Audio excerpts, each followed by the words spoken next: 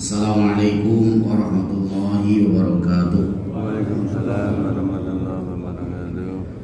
Alhamdulillah alladzi ba'atsa fil ummiyina rasulan minhum yatlu 'alaihim ayatihi wa yuzakkihim wa yu'allimuhumul kitaba wal hikmah wa in kanu min qablu lafi dhalalin mubin. Asyhadu an la ilaha illallah wahdahu la syarika lah wa asyhadu anna Muhammadan 'abduhu wa rasuluhu la nabiyya wa la rasula ba'da. Allahumma shalli wa sallim wa barik ala hadzal nabiyil karim nabiyyina Muhammadin sallallahu alaihi wasallam wa ala alihi wa sahbihi wa man sara ala nahjihi ila yaumil qiyamah amma ba'du. Faqala Allah ta'ala fi kitabihil karim a'udzu billahi minasy syaithanir rajim. Ya ayyuhalladzina amanu idza qumtum ilas salati faghsilu wujuhakum wa aydiyakum ilal marafiqi wamsahu bi ru'usikum wa arjulakum ilal ka'bayn wa in kuntum junuban fattahharu wa in kuntum marda aw ala safarin aw jaa ahadun minkum minal ghaiti aw lamastumun nisaa falam tajidu ma'an fatayammamu sa'idan tayyiban wamsahu biwujuhikum wa aydikum min al-ayat. Wa qala ya ayyuhalladzina amanu taqullaha haqqa tuqatih wa la tamutunna illa wa antum muslimun. Sadaqallahul azim wa sadaqa rasuluhul karim wa nahnu ala dzalika minasyahidin wal zakirin. Bapak Ibu hadirin yang dirahmati Allah Subhanahu wa taala, kita akan lanjutkan kajian fikih thaharah kita. Kemarin sudah kita pelajari praktek berwudu ya. Di luar forum ada yang bertanya kepada saya, Pak Ustadz, kalau istinsak dan istinsyar di saat puasa itu seperti apa? Karena dikhawatirkan akan masuk ke jauh ke tenggorokan dan itu akan membatalkan puasa. Apalagi kalau dijadikan kesempatan, ya. Nah, di saat puasa menghirup air ke hidung itu jangan terlalu keras. Dan kalau kita tidak bisa, tidak mampu, ya kita tidak harus melakukan istinsyak dan istinsyar. Bahkan tamat madhab berkumur-kumur, kalau kita sangat khawatir berkumur-kumur itu akan masuk air ke tenggorokan, maka berkumur-kumur yang ringan, atau ketika terpaksa kita tidak berkumur-kumur. Kalau kekhawatirannya semakin kuat, ya air itu akan terminum. Jadi seperti itu. Bapak Ibu, secara prinsip sebenarnya ketika Ramadan tidak ada air yang masuk ke tenggorokan. Sampai para ulama itu memperbolehkan renang. Jadi renang di bulan Ramadan itu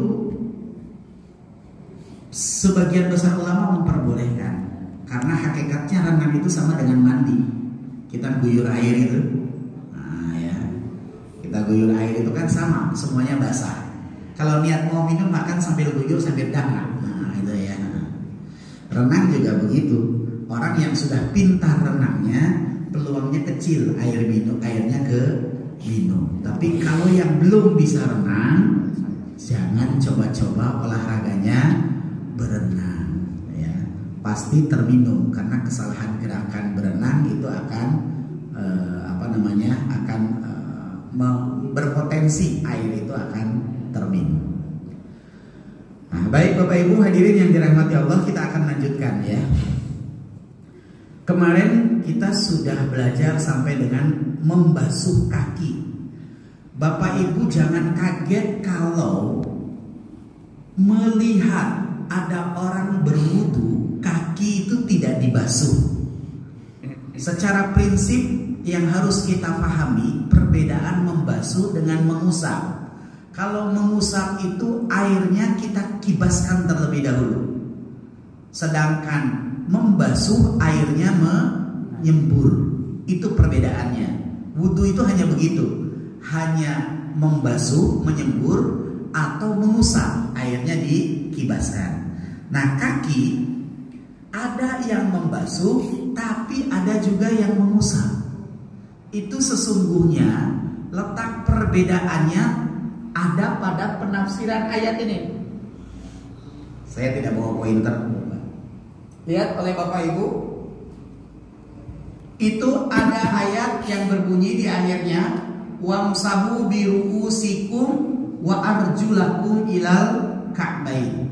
Dalam bahasa Arab, Bapak Ibu, waw wa arjulakum itu huruf waw namanya waw ataf, ya, waw ataf. Nah, waw ataf itu biasanya akan mengikuti kata yang sebelumnya. Nah, di sini posisinya biru'usikum. Ya, ada yang menafsirkan maktufnya, kata yang diikutinya itu kata-kata biru'usikum. Maka membacanya bukan wa arjulakum, tapi wa arjulikum. Al-Quran itu bacaan memungkinkan terjadi perbedaan dalam membacanya.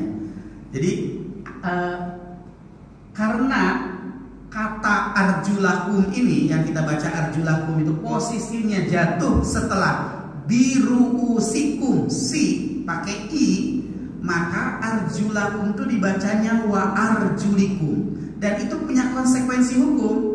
Konsekuensi hukumnya kalau dibaca wa arjulikum, maka kaki itu tidak dibasuh tapi diusap. Nah, bahkan mereka kemudian merujukkan kepada hukum khuffain, mengusap dua alas kaki ya ketika kita berwudu. Nah, ternyata mengusap itu di dalam syariat Islam dibenarkan, artinya dituntunkan oleh Rasulullah Shallallahu Alaihi Wasallam.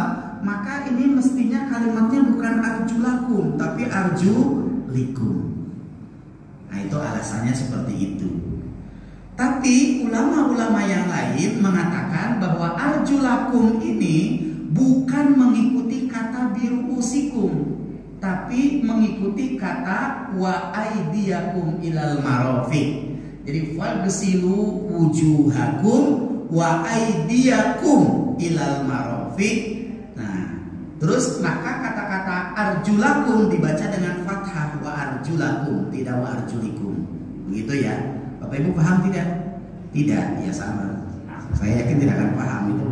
Belajar nahwu sorof tidak mudah dengan ngomong sekali gitu ya. Ya.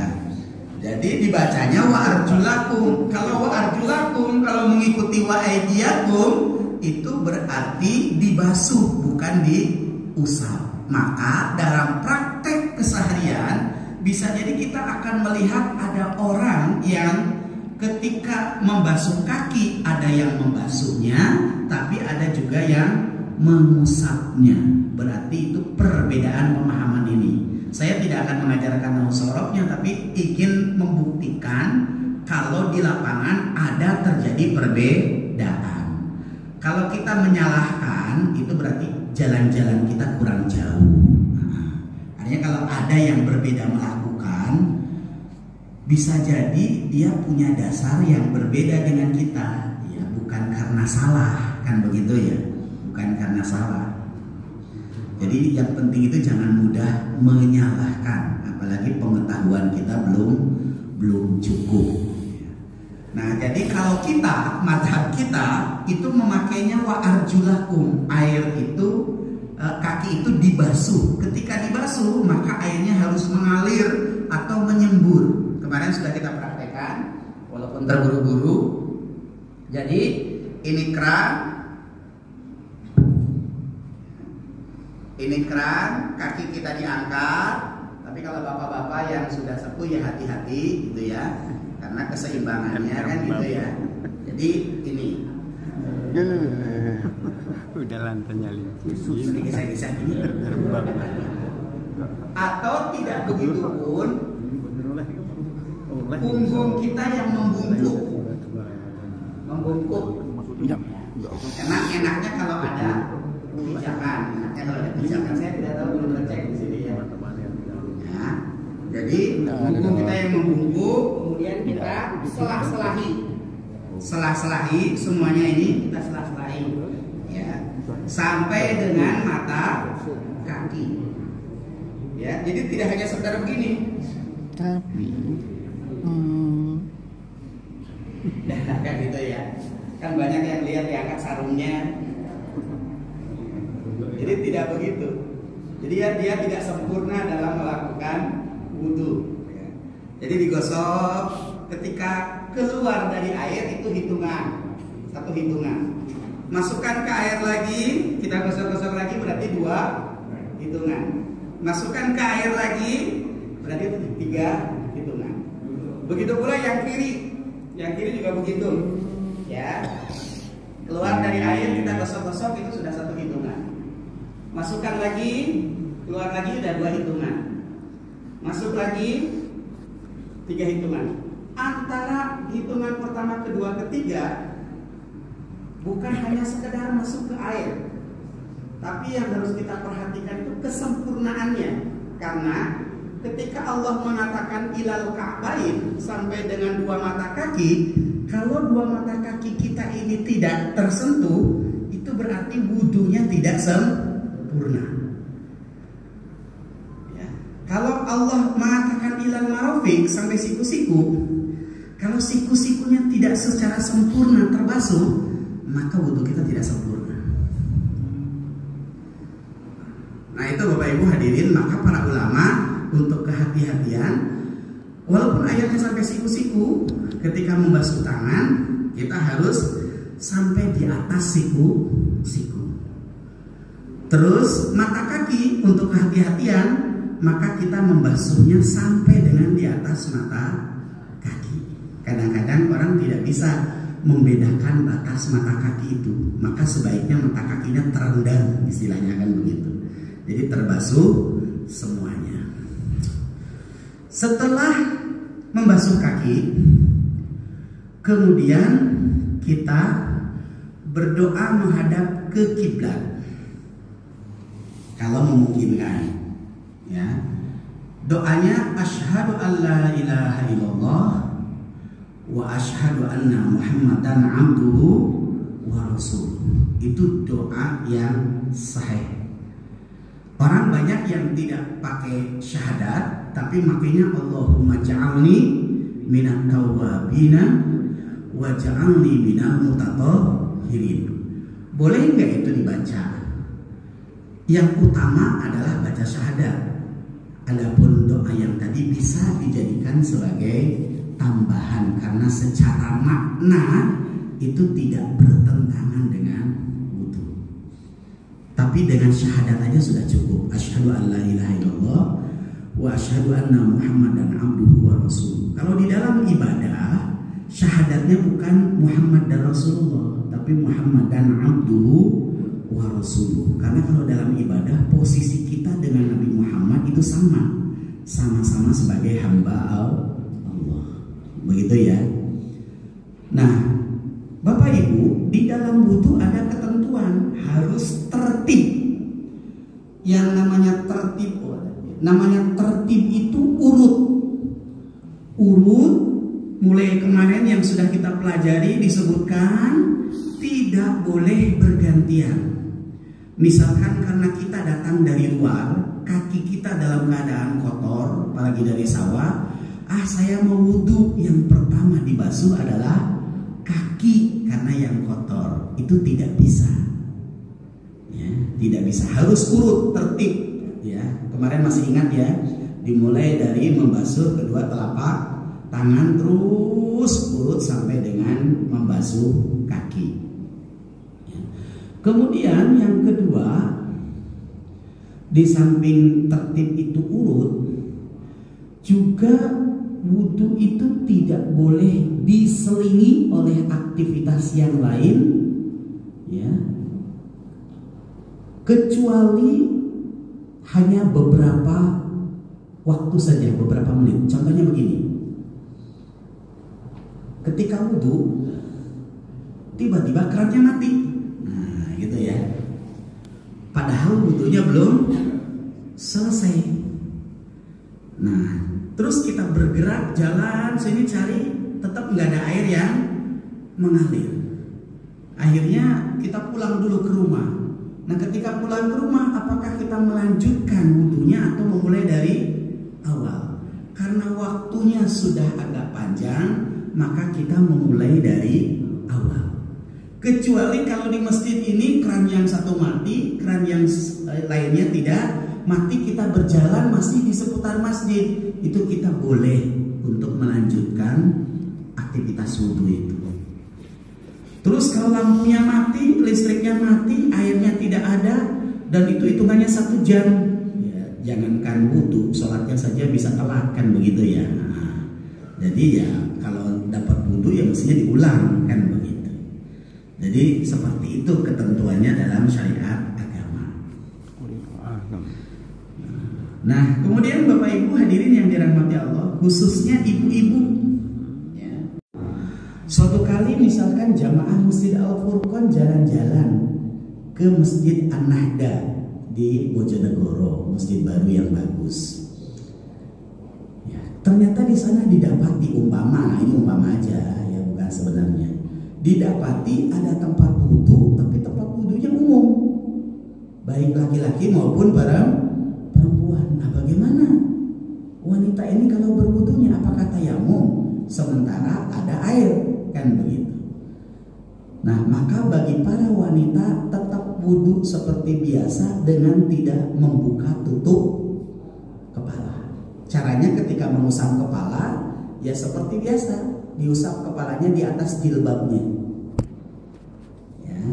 Jadi jangan diguyur, ya, jangan diguyur jilbabnya. Ya, nanti basah semua ketika sholat. Memang syariatnya bukan diguyur tapi diusap. Diusap bagian bukan bagian apa, jilbab yang bagian atasnya itu ya. Tidak ke seluruh jilbab, tapi jilbab yang menutupi kepala saja. Nah, itu begitu, jadi tidak sulit. Oh, kakinya tidak bisa dibuka, kaos kakinya selama kaos kakinya tidak berusia 3 hari, nah, ya, itu bisa diusap kaos kakinya. Diusap kaos kakinya. Tapi kalau kaos kakinya sudah seminggu atau 2 minggu ya aromanya sudah berbeda ya, maka tidak diperkenankan ya. Kalau di tempat umum berarti minta bantuan ibu-ibu yang lain untuk memagarinya supaya tidak nampak oleh laki-laki di pihak yang lain. Oh, kalau tidak ada, saya hanya dengan suami dan keluarga, ya keluarganya yang diminta memagarinya, menutupi bagian tertentu. Begitu ya Bapak Ibu ya, itu terkait wudhu. Kita belum mandi sama tayamum. Tapi sebelum ke mandi sama tayamum, ada yang mau ditanyakan dulu? Silahkan Pak Catur. Kalau kita mau membasuh air, ada tetesan air dari wajah yang jatuh di tangan. Kalau tidak secara sengaja tidak apa-apa, tapi tidak boleh secara sengaja kita menampung air bekas wudhu kita. Misalkan kita nyemburkan air, gitu ya, wah kita tampung lagi, balik lagi, nah itu tidak boleh, ya. Ya, makanya kemarin kita pelajari membasuh wajah itu kan itu kemungkinannya bagi mereka yang tidak sempurna membasuh wajahnya. Kalau sempurna membasuh wajah nih Bapak, kan begini, nggak akan ada air yang bisa kita tampung lagi karena sudah habis begitu, kan begitu. Kecuali kalau wudhunya begini, tampung lagi, ya itu tidak sempurna. Makanya air mustakmal kalau pengertiannya itu bekas wudhu tidak boleh digunakan lagi. Tapi kalau sisa dari air wudhu masih boleh dipergunakan lagi. Begitu ya Pak ya? Ya silakan. Dijelaskan bahwa itu harus urut dari seandainya setelah selesai itu ada yang kelupaan atau mungkin patut kalau lupa diulangi, tapi yang lupa tapi boleh. Kalau yang lupa itu anggota tubuh yang wajib dibasuh harus diulangi kembali. Tidak boleh hanya kekurangannya. Tapi kalau yang sunnah yang tertinggal, misalkan kumur-kumur atau menghirup air ke hidung sama mengeluarkannya, itu kan sunnah. Tidak harus diulang dan tidak perlu melengkapi karena sudah cukup, artinya wudhunya sudah sah gitu ya. Kalau wudhu itu tidak ada wudhu sahwi, beda dengan sholat ada sujud sahwi kan gitu ya.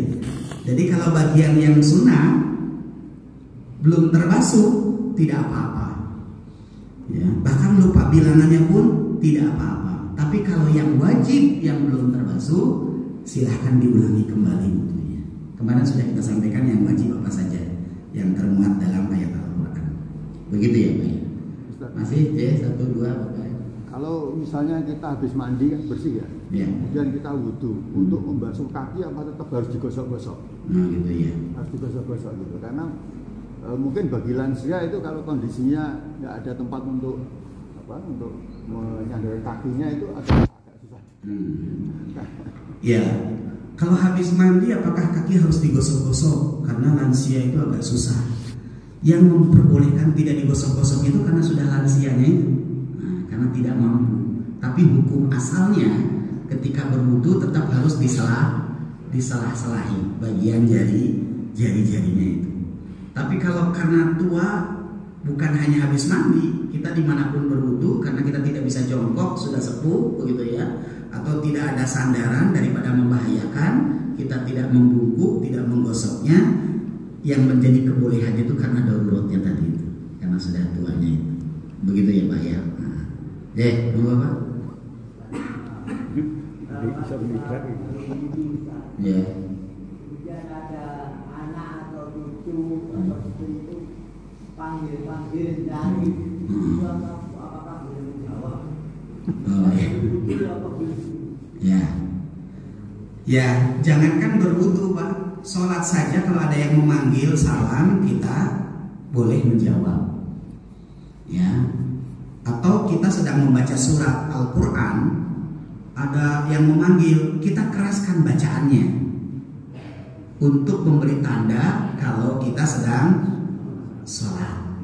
Wudu juga begitu, kalau misalkan dipanggil-panggil ya dengan suara yang keras, ya kita jawab saja ya bahwa kita sedang berwudu. Ya, boleh, tidak apa-apa, tidak membatalkan wudunya. Oh, jawabannya aku wudu, orang aku dengkulah, gitu ya. Ya, gitu. Boleh sebenarnya, boleh, tidak membatalkan. Yang tidak diperkenankan, walaupun ini adab menurut para ulama, itu berwudu sambil ngobrol. Piye barikiat nanti sambil wudu, nah itu yang secara adab itu yang tidak diperkenankan, gitu ya. Nah, begitu Pak ya. Ada lagi? Ya, silakan Pak. Di mineral itu kan ada proses kimia. Dan PDAM juga ada. Ya. Nah, kalau kita gunakan itu apakah sah? Itu yang satu. Iya. Kedua, air laut itu sah itu.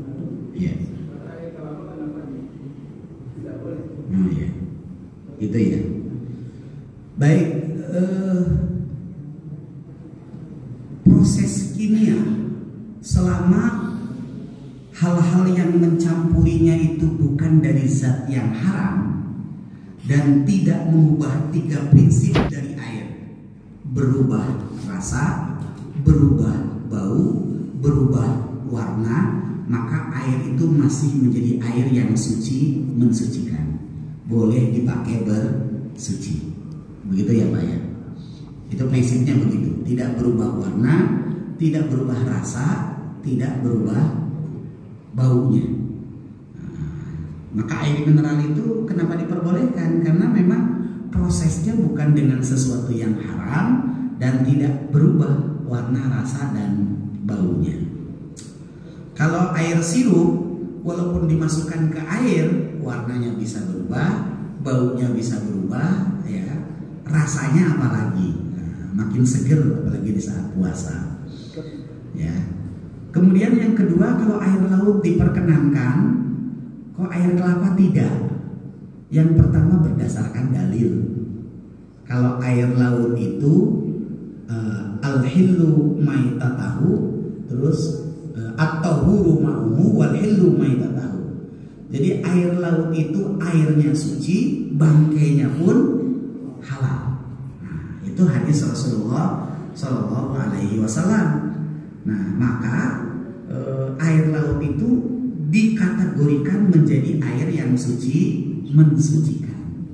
Kalau air laut itu rasanya asin karena rasanya alami, ya, warnanya berubah karena alami, tidak tercampuri oleh sesuatu yang lain. Sedangkan air kelapa, ya, kenapa kok tidak diperkenankan sama dengan susu?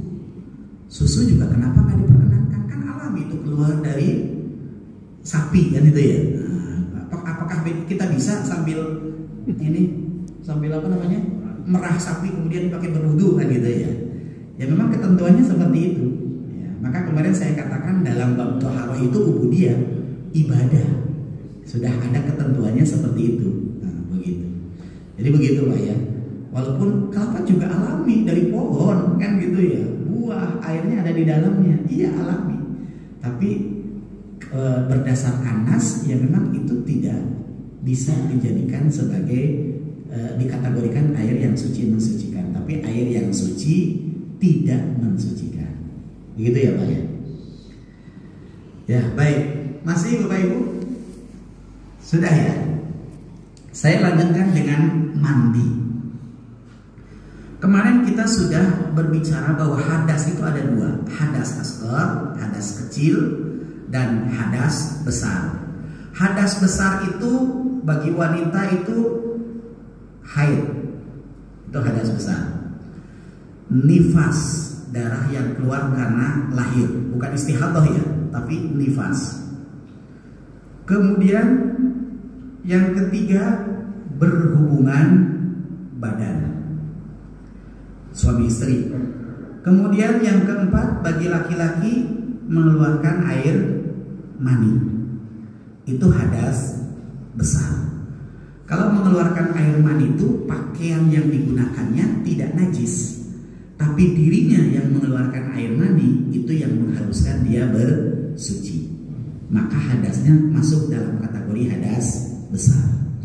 Nah, hadas besar bersucinya tidak cukup dengan wudu, tapi harus dengan mandi. Itulah ketentuan syariat. Ya, kenapa ya hadas besar harus mandi? Ya kalau kita berbicara analisanya secara logika terlalu panjang, tapi bicaranya ini adalah nas yang menetapkan bahwa hadas besar itu bersucinya harus dengan mandi. Bagaimana cara kita mandi? Karena hadas besar kita sering menyebutnya dengan mandi junub atau mandi janabat atau mandi besar. Bapak Ibu, ketika kita akan mandi janabat atau mandi besar, yang pertama niat bahwa mandi yang akan kita lakukan adalah mandi janabat untuk mengangkat hadas besar yang ada pada diri kita. Setelah itu kita lakukan wudhu, sebagaimana wudhu kita akan melakukan sholat. Ini sering jadi pertanyaan begini Bapak Ibu, kalau mandi janabat itu apakah kita harus pakai sarung atau pakai basah-basahan? Nah, ya, kan ada yang begitu pahamnya ya. Ya, saya ketika ada ibu yang bertanya begitu, kenapa Bu harus pakai basah-basahan? Kan aurat kita terlihat. Saya hanya bilang begini, kita tertutup rapat pun Allah tahu aurat kita, begitu ya. Nah, ya. Jadi jangan mempersulit diri. Ya, yang tidak diperbolehkan itu aurat kita diperlihatkan ke orang lain. Ya. Kalau terhadap Allah mah dimanapun kita diketahui, kan adab. Iya, sama dengan kita pakai pakaian ini adab, tapi Allah juga tahu dengan bagaimana aurat kita, kan begitu. Jadi itu orang yang mempersulit diri. Jadi kita berwudu dalam keadaan telanjang itu tidak apa-apa, begitu ya. Maka ketika kita akan mandi janabat, pertama kita lakukan wudu terlebih dahulu. Setelah berwudu, sunnahnya Bapak Ibu, kita memberikan wangi-wangian ke seputar kepala kita dan leher. Nah, kita sering menerjemahkannya memakai sampo, kan gitu ya. Padahal sesungguhnya wangi-wangian itu tidak harus sampo. Ya. Kalau misalkan di kamar mandi adanya sabun colek, pakai sabun colek juga boleh. Ya. Pakai rinso juga boleh. Wangi-wangian. Bahkan pakai parfum itu, bagian ininya saja gitu ya, lehernya, rambutnya itu boleh. Jadi tidak harus keramas, bahasanya kan harus keramas sampoan gitu ya. Karena prinsip mandi besar itu adalah kita harus mengguyurkan air dari mulai ubun-ubun sampai dengan ke ujung kaki. Yang paling prinsip itunya. Jadi setelah kita berwudu, berilah wangi-wangian di leher kita ini, ya. Bahkan seringkali sunnahnya itu kan sebenarnya leher kalau yang disebutkan hadisnya itu. Tapi kalau kita malah rambut kepala kan gitu ya, pakai sampo itu.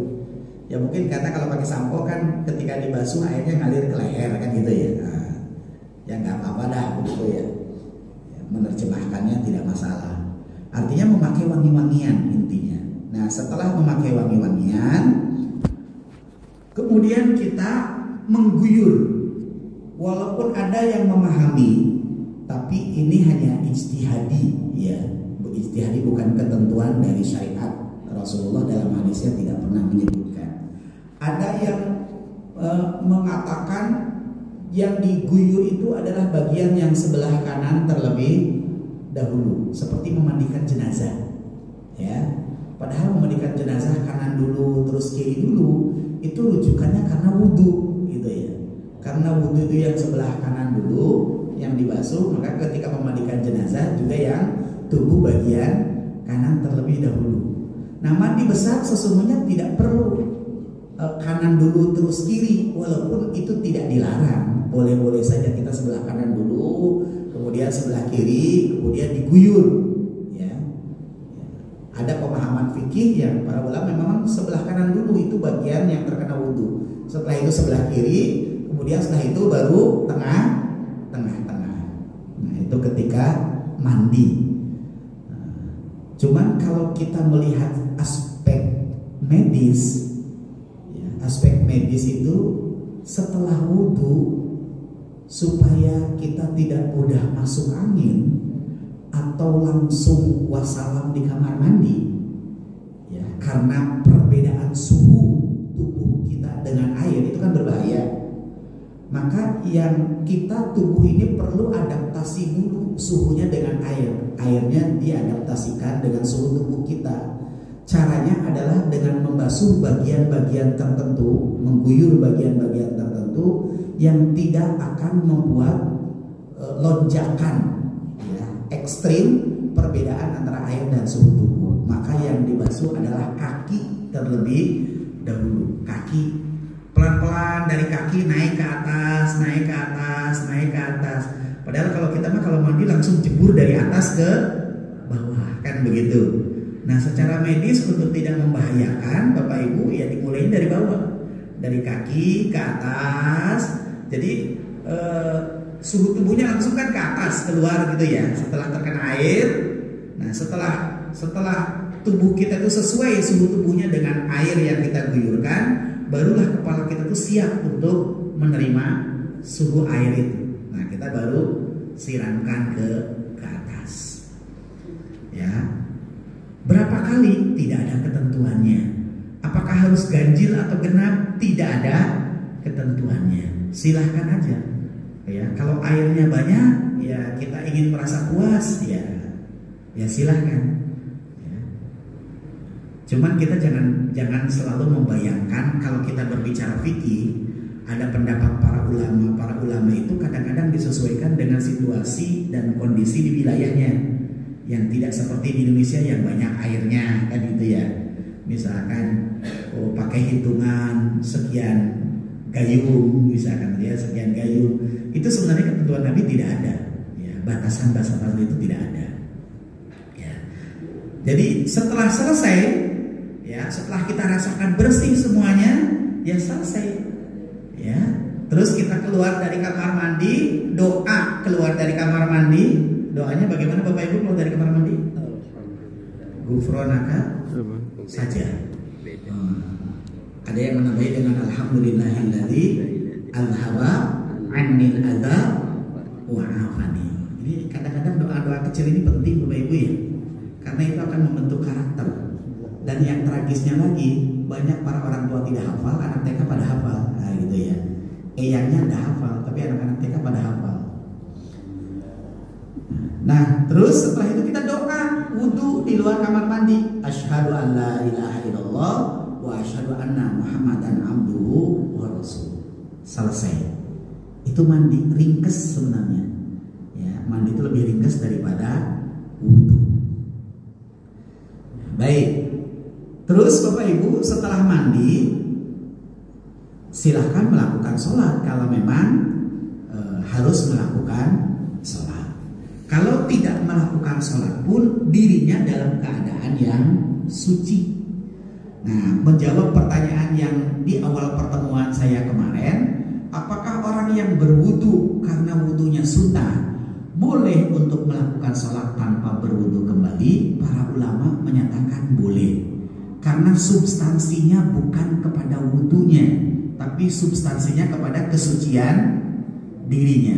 Selama dirinya tidak berhadas, baik hadas kecil apalagi hadas besar, maka dia boleh melakukan sholat. Maka wudunya yang sudah dilakukan sebelumnya itu akan dinilai sebagai wudu yang wajib, walaupun asal-muasalnya dia niatkan sebagai wudu sunnah, tapi dia tetap dalam keadaan suci. Yang lebih sempurna adalah setiap akan melakukan sholat kita berwudu kembali walaupun kita merasa belum batal. Itu yang afdol. Tapi tidak akan membuat sholat kita tidak sah walaupun kita tidak berwudu kembali. Begitu ya Bapak Ibu ya. Baik, yang terakhir tayamum. Tayamum Bapak Ibu. Tayamum itu dilakukan, kata ayatnya, ini sebenarnya ada lanjutan ayat ini ya dari sini, cuman ini nggak lengkap ditulisnya. Di sini ini masih ada. Wa in kuntum junuban fattahharu. Kalau kamu dalam keadaan junub maka bersucilah. Wa in kuntum mardo, apabila kamu sakit, au ala safarin atau di perjalanan, au jaa ahadum minkum minal ghaiti, atau salah seorang dari kamu keluar dari kamar mandi, ya. Falam tajidu ma'an, kemudian tidak mendapatkan air, fatayammamu, maka hendaklah dia bertayamum. Jadi tayamum itu bisa dilakukan satu kepada orang yang sakit, ya. Dua, orang yang baru berada dalam perjalanan, ada air atau tidak ada air. Yang ketiga, orang yang lepas dari kamar mandi tapi tidak mendapatkan air. Nah, itu tayamum boleh dilakukan pada tiga keadaan itu. Bagaimana cara kita melakukan tayamum? Lebih sederhana lagi tayamum. Jadi tayamum itu Bapak Ibu, kita hanya meletakkan kedua tangan kita. Jadi Bapak Ibu tidak perlu mencari pasir keluar. Wah, ini kok nggak ada nih pasirnya nih, saya gimana mau? Di situ bahasanya itu debu, sa'i dan thayyibah. Debu yang baik, yang halus. Nah, debu yang halus itu ada di sekitar kita semuanya, ya. Ada di sekitar kita. Ini meja ini berdebu nih, ya. Nah, berdebu kalau kita benar-benar melihatnya, begitu ya. Nah, maka kita cukup menempelkan, ya, ya. Setelah itu langsung kita usapkan ke wajah. Famsahu biwujuhikum. Kalau dirasa terlalu tebal ininya, debunya, boleh kita tiup, boleh kita ginikan. Tapi kalau debu di tangannya nggak kelihatan, ya nggak perlu digini-gini juga, gitu ya. Nah, ya. Jadi ini itu kalau kita berada di luar, kita masukkan ke bagian yang berdebu, ternyata cukup tebal, maka diketerkan, gitu ya. Atau boleh juga ditiup. Setelah itu ke wajah. Ini yang namanya wajah. Cukup sekali saja. Kalau wudu 3 kali, kalau tayamum hanya 1 kali. Ya. Kemudian kita ambil lagi. Ya, ambil lagi. Setelah itu kita usapkan ke lengan. Ya. Kalau Syafi'iyah itu sampai dengan siku-siku. Tapi ayat Al-Qur'annya ya, itu tidak mengatakan ilal marafiq pada saat tayamum. Ya. Wamsahu biwujuhikum wa aidikum minhu. Hanya gitu kalimatnya. Usapkanlah ke wajah dan kedua tangan, kedua lenganmu. Ya. Jadi maka yang dipahami oleh ulama-ulama mazhab selain Syafi'iyah, yang dimaksud dengan lengan itu dicukupin.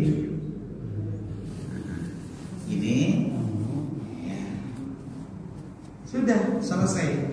Walaupun kita tidak perlu menyalahkan mereka yang tayamum sampai dengan siku-siku. Kan ada yang tayamum sampai siku-siku, ya udah, itu juga ada dalilnya kan gitu.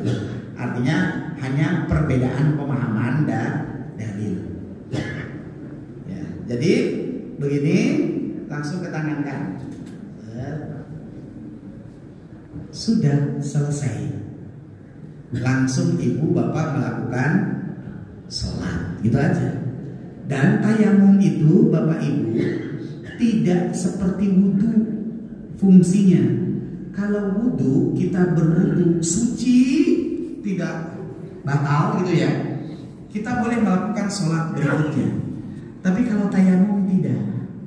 Tayamum itu hanya satu aktivitas tayamum untuk 1 kali aktivitas sholat.